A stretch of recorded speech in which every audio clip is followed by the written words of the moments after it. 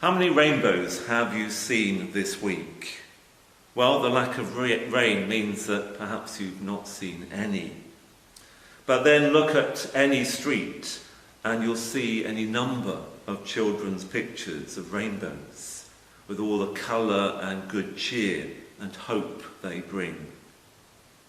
I've started counting them as I walk along the road, and I've seen plenty this week. The rainbow is that universal symbol of peace and hope.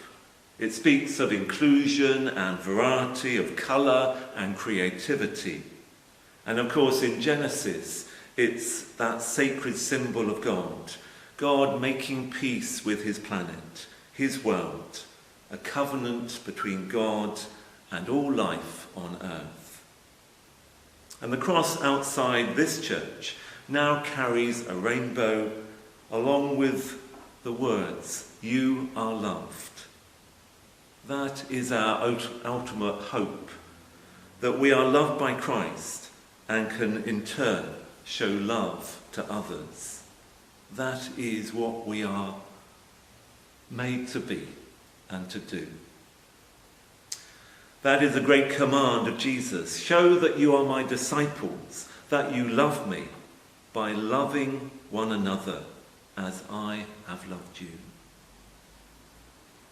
Now, the context in which Jesus speaks these words in John's Gospel is a dark and forbidding one.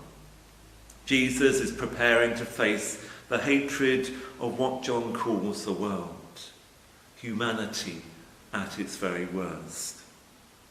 Jesus is facing the betrayal of a friend, Judas, the cowardice of followers like Peter, the scheming of religious leaders who should have known better, the false witnesses of people on the make, the cruelty of an empire and its troops, the viciousness of a mob, the insults of passers-by, the horror of crucifixion and death.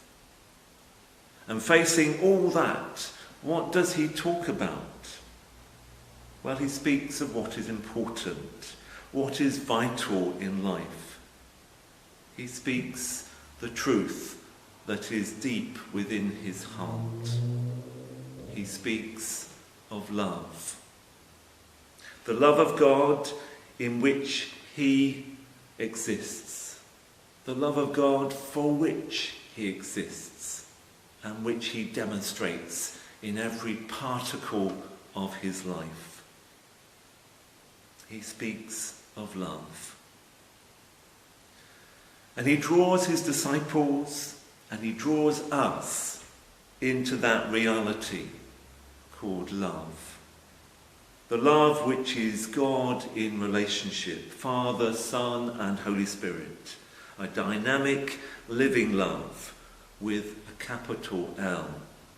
No sentimental, wishy-washy love, but strong, determined, sacrificial, compassionate, faithful love. And love that can overflow into our lives as well. According to the Apostle Paul, the Holy Spirit is the way in which God's love is poured into our hearts. Poured into our hearts. And here in our gospel passage, Jesus promises the disciples that they won't be alone, that the Spirit of truth will be alongside them and in them. The word John's Gospel uses is paraclete, which can be translated in all kinds of ways. An advocate standing up for us in the challenges of life. Or a comforter holding us, lifting us up.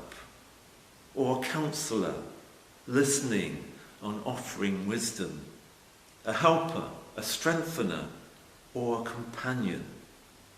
And behind all of these translations is that sense that the Spirit is on our side, working within us to guide and encourage, and working alongside us too, there in every situation, long before we are involved. the Spirit of truth, the Spirit of love poured into our hearts. Well, last week saw a tiny loosening of the lockdown restrictions in England, but we know there is so much further to go before this crisis is in any way over. We still need to look to the needs of others, the needs of our neighbours near and far. We still need to protect their health and ours too. That is love in action. Practical, compassionate love. This coming week, we can put that love in action in two particular ways. Thursday, as I've mentioned, is the beginning of the Thy Kingdom Come global prayer wave. That prayer that more will come to know the love of Jesus for themselves. The simple task between the 21st and 31st of May is to pray for 5 people you know who are yet to know the love of Christ for themselves. May that prayer be not to manipulate or make people believe, but to warm and open their hearts to this love that we've seen in Jesus. And secondly, this coming week is Mental Health Awareness Week. And given the stresses and pressures on so many at this time, surely this is the best of times to make that phone call to someone who is struggling to cope with it all. Or to meet up in the park, 1-to-1, 2 meters apart, of course. Or to send a message, a text, a card, a letter, an email, whatever, with a positive and caring message. The theme of this week ahead is kindness, and we need kindness today. May we be kind in our words and actions, and so reflect the loving kindness of God, whose Spirit of love is poured into our hearts again and again, and whose Spirit of truth opens and enlightens our minds.